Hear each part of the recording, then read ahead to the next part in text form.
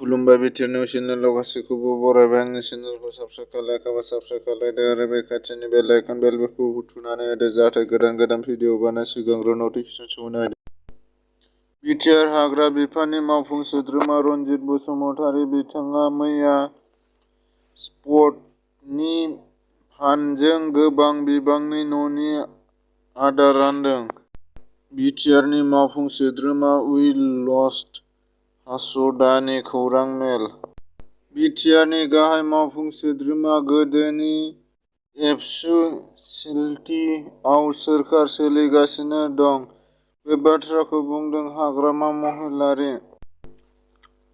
आथिखालनि बिटिआरनि सोरखारखौ लानानै थामहिनबा प्रमद बर' सोरखार दैदेननायखौ लानानै एमसिएलए मनमोहन ब्रह्मनि सोंखारिनाय। बारग' एनडिबिफोरनि थाखाय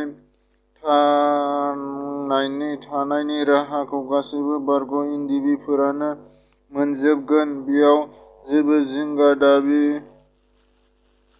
गैया बेखौ बयबो मोनगोन बे बाथ्राखौ बुंदों बिसावरायगिरिया।